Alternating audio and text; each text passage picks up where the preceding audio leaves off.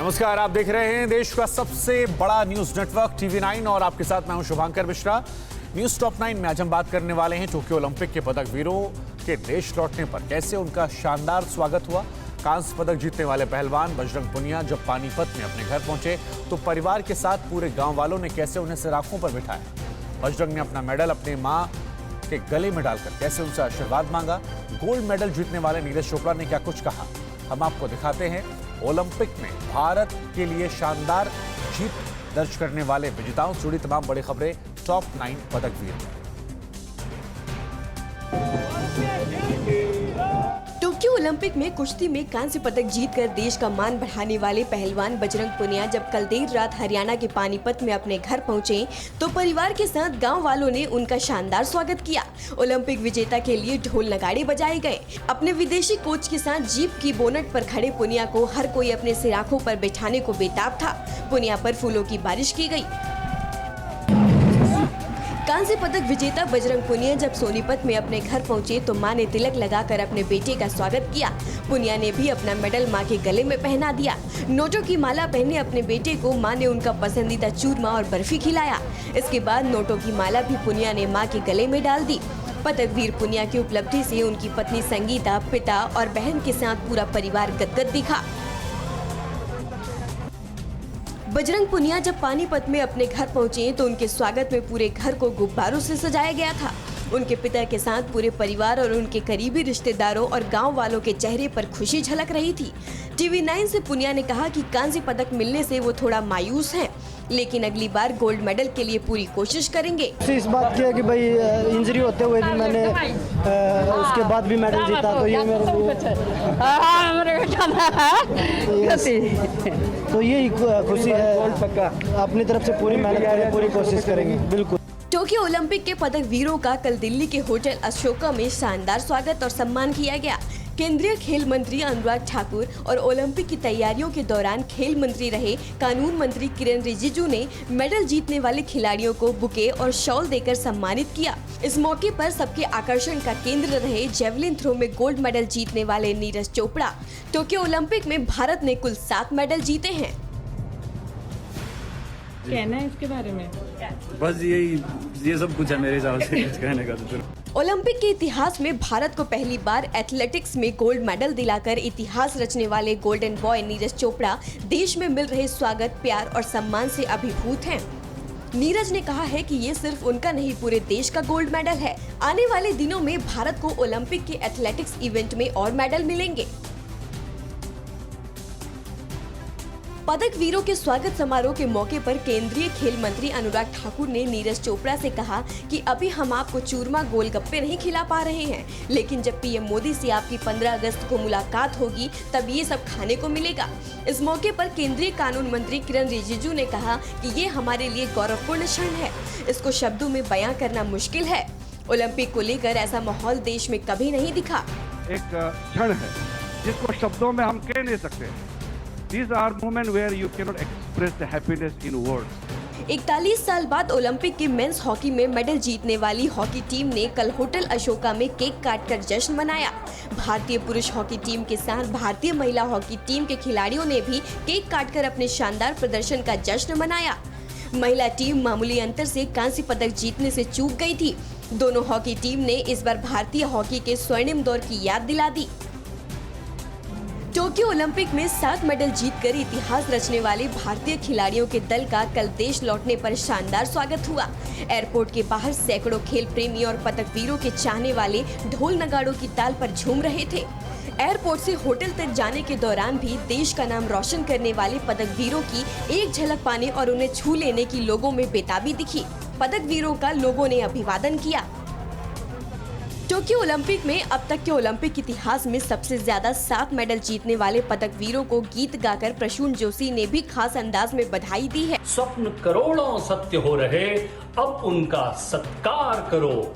निकल पड़ा है भारत मेरा, अब तुम जय जयकार करो। इधर राज्यसभा में सरकार आज पेश कर सकती है ओबीसी आरक्षण बिल। बीजेपी और कांग्रेस दोनों पार्टियों ने अपने सांसदों को जारी किया व्हिप और पेगासस मामले पर आज फिर सुप्रीम कोर्ट में सुनवाई। देश की अहम खबरों के लिए देखते हैं टॉप 9 राष्ट्र। सरकार आज राज्यसभा में ओबीसी आरक्षण बिल पेश कर पास करवा सकती है। केंद्र सरकार इस बिल को सोमवार को ही लोकसभा में पास करवा चुकी है। विधेयक में राज्य सरकारों को ओबीसी लिस्ट तैयार करने का अधिकार देने का प्रावधान है। हाल ही में केंद्रीय कैबिनेट ने इस बिल को मंजूरी दी थी। वहीं संसद के दोनों सदनों में पेगासस सहित कई मुद्दों को लेकर विपक्ष का हंगामा जारी है। संसद के चल रहे मानसून सत्र के बीच बीजेपी ने आज संसदीय दल की बैठक बुलाई है। सुबह 9:30 बजे होने वाली संसदीय दल की इस बैठक में पीएम मोदी पार्टी सांसदों को संबोधित कर सकते हैं। बैठक में सदन की कार्यवाही और विपक्ष के हमलों से बचने की रणनीति पर चर्चा होगी।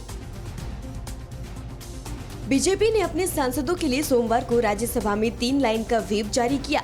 इसमें पार्टी ने अपने राज्यसभा सांसदों को आज और कल सदन में मौजूद रहने को कहा है। वहीं कांग्रेस पार्टी ने भी अपने राज्यसभा सांसदों के लिए व्हिप जारी किया है और सभी को सदन में उपस्थित रहने का निर्देश दिया है। पेगासस मामले पर संसद के मानसून सत्र में हंगामा नहीं थम रहा है। वहीं इस विवाद को लेकर रक्षा मंत्रालय ने सोमवार को कहा कि उसने एनएसओ ग्रुप के साथ कोई लेन देन नहीं किया। मंत्रालय ने राज्यसभा में एक लिखित जवाब में ये बात कही है। रक्षा मंत्रालय के मुताबिक इस स्पाईवेयर का इस्तेमाल भारतीय सेना की ओर से नहीं किया गया था। पेगासस जासूसी मामले को लेकर आज सुप्रीम कोर्ट में सुनवाई होनी है। केस की सुनवाई चीफ जस्टिस एनवी रमन्ना और जस्टिस सूर्यकांत की बेंच कर रही है। मामले में विभिन्न लोगों और संस्थाओं ने कई याचिकाएं दायर की हैं। मामले में वरिष्ठ पत्रकार एन राम और शशि कुमार, सीपीएम की राज्यसभा सांसद जॉन ब्रिटास और वकील एमएल शर्मा ने याचिकाएं दाखिल की हैं। प्रधानमंत्री नरेंद्र मोदी आज दोपहर 12:30 बजे उत्तर प्रदेश के महोबा जिले से उज्ज्वला योजना 2.0 की शुरुआत करेंगे। प्रधानमंत्री इस मौके पर वीडियो कॉन्फ्रेंस के माध्यम से योजना के लाभार्थियों से संवाद भी करेंगे। उज्ज्वला 2.0 के तहत लाभार्थी को गैस कनेक्शन के साथ साथ स्टोव और पहली बार भरा हुआ सिलेंडर भी फ्री मिलेगा। कांग्रेस सांसद राहुल गांधी के श्रीनगर दौरे का आज दूसरा दिन है। आज सुबह 9 बजे राहुल खीर भवानी मंदिर के दर्शन करेंगे। इसके बाद राहुल गांधी श्रीनगर स्थित हजरत बल मस्जिद जाएंगे। दोपहर करीब 12 बजे राहुल गांधी जम्मू कश्मीर कांग्रेस के नए दफ्तर का उद्घाटन करेंगे और पार्टी नेताओं और कार्यकर्ताओं के साथ बैठक करेंगे। राहुल के दौरे से कांग्रेस कार्यकर्ता उत्साहित हैं। जम्मू कश्मीर के अनंतनाग में आतंकियों ने बीजेपी नेता गुलाम रसूल डार और उनकी पत्नी की गोली मारकर हत्या कर दी। डार कुलगाम के बीजेपी किसान मोर्चा के अध्यक्ष थे। बीजेपी के पदाधिकारी होने के अलावा डार सरपंच भी थे। दिन दहाड़े हुई वारदात की वजह से इलाके में सनसनी है। आतंकियों की तलाश में सर्च ऑपरेशन चलाया जा रहा है।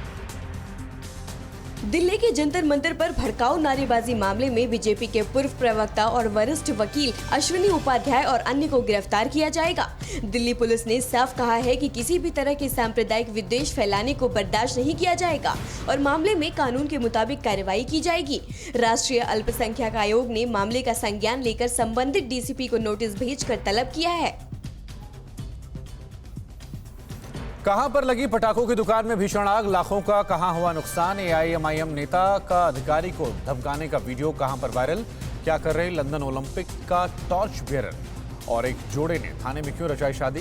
तमाम राज्यों की तमाम अहम खबरें दिखाते हैं टॉप 9 देश प्रदेश में। गुजरात के आणंद में सोमवार को एक पटाखे की दुकान में भीषण आग लग गई। आग की खबर मिलते ही कई जिलों से फायर ब्रिगेड की टीमों को बुलाया गया। आग ने आसपास की इमारतों और दुकानों को अपनी चपेट में ले लिया था। घंटों की मशक्कत के बाद आग पर काबू पाया जा सका। हालांकि आग लगने के कारण का अब तक पता नहीं चल पाया है। बिहार के मुख्यमंत्री नीतीश कुमार ने जाति आधारित जनगणना कराने पर एक बार फिर जोर दिया। नीतीश ने कहा, जाति आधारित जनगणना के लिए आखिरी फैसला केंद्र को करना है और इस मांग में कोई राजनीतिक रंग नहीं है। ये सामाजिक विकास के लिए जरूरी है। उनके मुताबिक वो इसे लेकर पीएम मोदी को खत लिख चुके हैं, लेकिन अब तक उसका कोई जवाब नहीं आया।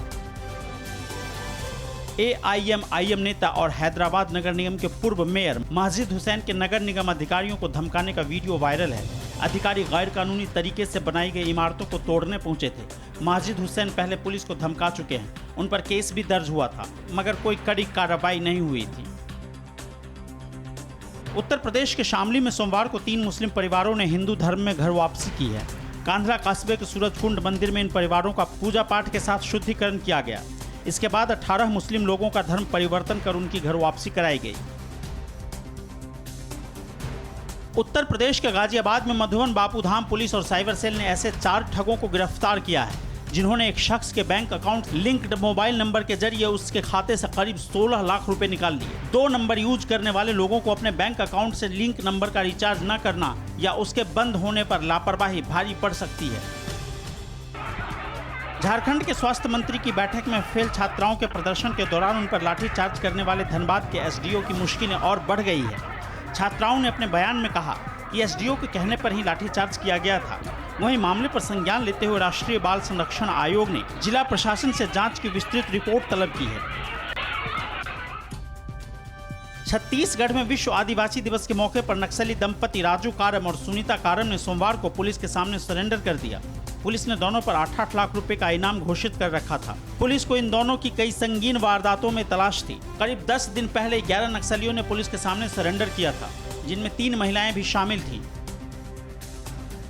2012 में लंदन ओलंपिक में टॉर्च बियरर रहे पिंकी कर्माकर को आज अपना घर चलाने के लिए चाय बागान में मजदूरी करनी पड़ रही है। पिंकी रोजाना 167 रुपए कमाकर अपना और अपने परिवार का पेट पाल रही है। पिंकी के मुताबिक उस समय उनका आत्मविश्वास काफी बढ़ गया था और वो बड़े सपने भी देखती थी, लेकिन गरीबी ने उनकी सारी हिम्मत तोड़ कर रख दी।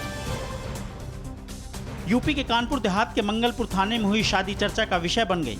लड़का और लड़की की जाति अलग अलग होने की वजह से परिजन शादी के लिए तैयार नहीं थे, लेकिन पुलिस के काफी समझाने के बाद शादी के लिए तैयार हो गए, जिसके बाद थाने में मंडप लगाया गया।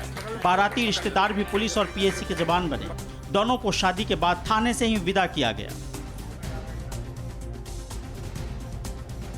सीएम योगी आदित्यनाथ आज करेंगे जालौन के बाढ़ग्रस्त इलाकों का दौरा। राजस्थान की पूर्व सीएम वसुंधरा ने बाढ़ग्रस्त इलाकों का हवाई सर्वे किया और कहां पर पानी कम होने पर दिखाई पड़े तबाही के निशान। बाढ़ और बारिश से जुड़ी तमाम बड़ी खबरें दिखाते हैं टॉप 9 बाढ़ बारिश में। उत्तर प्रदेश के मुख्यमंत्री योगी आदित्यनाथ आज बाढ़ग्रस्त जिले जालौन का दौरा करेंगे। सीएम के दौरे को लेकर जिला प्रशासन ने तैयारियां तेज कर दी हैं। मुख्यमंत्री आज शाम 4 बजे माधोगढ़ तहसील पहुंचेंगे। जालौन में यमुना के बढ़े जलस्तर के बाद से ही बाढ़ जैसे हालात हैं। सीएम योगी लगातार बाढ़ग्रस्त इलाकों पर नजर बनाए हुए हैं। मुख्यमंत्री योगी आदित्यनाथ ने सोमवार को इटावा और औरैया समेत बुंदेलखंड के जिलों का हवाई सर्वेक्षण किया और बाढ़ के हालात का जायजा लिया।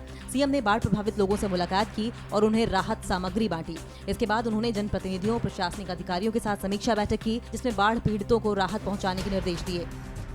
यूपी के झांसी में मूसलाधार बारिश की वजह से बेतवा नदी उफान पर है, जिसकी वजह से बुंदेलखंड की कई गांवों की फसल तबाह हो गई। माता टीला बांध के सभी गेट खोल दिए गए और उससे लाखों क्यूसेक पानी छोड़ा गया। सेना और एनडीआरएफ की टीम राहत और बचाव कार्यों में जुटी है। राजस्थान की पूर्व मुख्यमंत्री और बीजेपी के राष्ट्रीय उपाध्यक्ष वसुंधरा राजे ने सोमवार को 12 में बाढ़ प्रभावित इलाकों का हवाई दौरा किया। दौरे के बाद गहलोत सरकार पर हमला करते हुए कहा कि हाड़ौती की जनता खून के आंसू रो रही है, जबकि राज्य सरकार जयपुर सिविल लाइंस में चैन की नींद सो रही है। वसुंधरा ने राज्य सरकार की संवेदनहीनता पर दुख व्यक्त किया है। मध्य प्रदेश के मुख्यमंत्री शिवराज सिंह चौहान ने सोमवार को वीडियो कॉन्फ्रेंसिंग के जरिए ग्वालियर चंबल संभाग के जिलों में बाढ़ की स्थिति की समीक्षा की। इस दौरान संभाग के सभी जिलों के अधिकारी मौजूद रहे। बैठक की अध्यक्षता करते मुख्यमंत्री शिवराज सिंह चौहान ने सभी अधिकारियों को बाढ़ पीड़ितों को हर संभव मदद पहुंचाने के निर्देश दिए। मध्य प्रदेश के ग्वालियर में भारी बारिश के बाद बाढ़ जैसे हालात रहे। सिंध नदी का जलस्तर बढ़ने से बाढ़ का पानी कई घरों में घुस गया था। बाढ़ का पानी कम होने पर तबाही के निशान साफ दिख रहे हैं। घरों में रखा सामान और अनाज पूरी तरह से बर्बाद हो गया, जिसके बाद लोग अब बाढ़ के बाद की विभीषिका झेलने को मजबूर हैं। उत्तर प्रदेश के चंदौली के जिलाधिकारी ने बाढ़ प्रभावित इलाकों का दौरा किया और इस दौरान उन्होंने बाढ़ पीड़ितों से चिकित्सा व्यवस्था, राशन वितरण और राहत कार्यों की जानकारी ली। उन्होंने अधिकारियों को राहत कार्यों में कोताही नहीं बरतने के निर्देश दिए। इसके अलावा प्रभावित लोगों के लिए जल्द ही हेल्पलाइन नंबर जारी करने का आश्वासन दिया। वाराणसी में गंगा खतरे के निशान के ऊपर बह रही है। सोमवार को गंगा का जलस्तर 71.36 मीटर दर्ज किया गया, जो कि खतरे के निशान से करीब 10 सेंटीमीटर ज्यादा है। बाढ़ का पानी रिहायशी इलाकों में और घरों में घुस रहा है। एनडीआरएफ की कई टीमों को तैनात किया गया है। वाराणसी के 12,000 से ज्यादा घर बाढ़ के कारण प्रभावित हैं। उत्तर प्रदेश के बलिया में बाढ़ का कहर चारों तरफ देखा जा सकता है। शहर के निचले हिस्सों में सैकड़ों घर बाढ़ की चपेट में आ गए। जिला प्रशासन ने मुनादी कर घर खाली करने के निर्देश दिए। एनडीआरएफ की टीम ने बाढ़ में फंसे लोगों को रेस्क्यू कर सुरक्षित स्थान पर पहुंचाया। अधिकारियों के मुताबिक कुछ लोग अपने घरों को छोड़ने को तैयार नहीं हैं। उन्हें समझाने में समय लग रहा है। देश में कोरोना की दूसरी लहर में पहली बार एक दिन में सबसे कम केस सामने आए, लेकिन दिल्ली और मुंबई में डेल्टा वेरिएंट को लेकर ताजा रिपोर्ट ने कैसे चिंताएं बढ़ाई हैं। ऋषिकेश एम्स की रिपोर्ट में उत्तराखंड में कोरोना संक्रमण के फिर फैलने की आशंका कैसे जाहिर की गई। कोरोना वायरस से जुड़ी तमाम बड़ी खबरें हम आपको दिखाते हैं टॉप 9 कोरोना से जंग। देश में 24 घंटे में कोरोना की दूसरी लहर में पहली बार एक दिन में सबसे कम केस आए। कल एक दिन में 27,421 नए मामले मिले हैं। इससे पहले 19 जुलाई को 29,420 नए केस सामने आए थे। 24 घंटे में 376 लोगों की महामारी से मौत हो गई। एक दिन में 41,000 से ज्यादा लोग रिकवर हुए हैं। एक्टिव केसों की संख्या घटकर 3,82,000 हो गई है। दिल्ली में कोरोना पर एक चौंकाने वाली रिपोर्ट ने फिर से महामारी को लेकर डरा दिया है। दिल्ली की केजरीवाल सरकार ने पिछले 3 महीने में कोरोना के जितने भी सैंपल जांच के लिए भेजे थे, उसमें 80% में डेल्टा वेरिएंट के लक्षण मिले हैं। डेल्टा वेरिएंट के सबसे ज्यादा 88.6% मामले जून महीने में भेजे गए सैंपल में पाए गए। दिल्ली में डेल्टा वेरिएंट के मामले को लेकर रिपोर्ट से चिंता बढ़ गई है। वहीं दूसरी तरफ सरकार ने एडमिशन काउंसलिंग समेत सभी गैर शैक्षणिक कामों के लिए 10वीं से 12वीं तक के स्कूल खोल दिए हैं।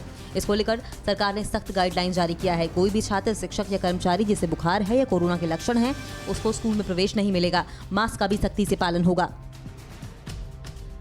महाराष्ट्र में कोरोना को लेकर एक रिपोर्ट से महामारी के बीच दी गई छूट पर सवाल उठने लगे हैं। महाराष्ट्र में डेल्टा वेरिएंट के मामले 21 से बढ़कर 45 हो गए। ऐसे में सवाल उठ रहे हैं कि जब डेल्टा वेरिएंट के मामले इतनी तेजी से बढ़ रहे हैं तो उद्धव सरकार कोरोना को लेकर लगी पाबंदियों में इतनी रियायत क्यों दे रही है। महाराष्ट्र में अब भी औसतन 5,000 नए केस रोज आ रहे हैं। महाराष्ट्र के सीएम उद्धव ठाकरे ने कल कोविड टास्क फोर्स के साथ बैठक की। इस बैठक में राज्य में कोरोना की तीसरी लहर की आशंका, वैक्सीनेशन बढ़ाने, कॉन्टैक्ट ट्रेसिंग और ट्रैकिंग बढ़ाने समेत कई अहम मुद्दों पर बातचीत हुई। टास्क फोर्स ने कुछ और क्षेत्रों में प्रतिबंधों में ढील देने पर चर्चा की। टास्क फोर्स रियायत देने को लेकर जल्द सरकार को अपनी गाइडलाइन सौंपेगी। भारत में रहने वाले विदेशी भी अब यहाँ कोरोना का टीका लगवा सकते हैं। केंद्रीय स्वास्थ्य मंत्रालय ने सोमवार को वैक्सीन के लिए विदेशी नागरिकों को कोविन पोर्टल पर रजिस्ट्रेशन कराने की इजाजत देने का फैसला किया है। विदेशी नागरिक कोविन पोर्टल पर पहचान पत्र के तौर पर पासपोर्ट का इस्तेमाल कर सकते हैं। देश में वैक्सीनेशन अभियान को और तेज करने के लिए हर स्तर पर जरूरी कदम उठाए जा रहे हैं। इस बीच केंद्र सरकार ने राज्यसभा में बताया है करीब 100% सेना के जवानों का टीकाकरण किया जा चुका है। सरकार ने बताया कि कोरोना से सेना के तीनों विंगों को मिलाकर 64,000 से ज्यादा जवान कोरोना से संक्रमित हुए थे, जिसमें 185 सैन्यकर्मियों की जान चली गई थी। गल्फ ऑयल और TB9 भारतवर्ष देश भर में ट्रक ड्राइवर्स को टीका लगाने का अभियान चला रहा है। इस कड़ी में इंदौर में ट्रक ड्राइवर्स के लिए टीका कैंप लगाया गया। जिन्होंने पहली डोज कहीं और ली है उनके लिए यहां दूसरी डोज की भी व्यवस्था है। आने वाले दिनों में कई और शहरों में भी इस तरह का कैंप लगाया जाएगा। गल्फ ऑयल और TB9 भारतवर्ष की इस मुहिम में मेदांता अस्पताल भी शामिल है। चीन में कल एक दिन में डेल्टा वेरिएंट के 77 नए मरीज मिलने से हड़कंप मच गया है। डेल्टा वेरिएंट के एक दिन में इतने ज्यादा मामले मिलने के बाद अब चीन के कई शहरों में दोबारा टेस्टिंग अभियान शुरू हो गया है। दोबारा टेस्टिंग अभियान चलाया जाएगा। डेल्टा वेरिएंट के केस बढ़ने के बाद स्थानीय प्रशासन को संक्रमितों पर कड़ी नजर रखने के निर्देश दिए गए हैं। अड़ी सोमवार से शुक्रवार शाम 6 बजे सिर्फ TV9 भारतवर्ष पर।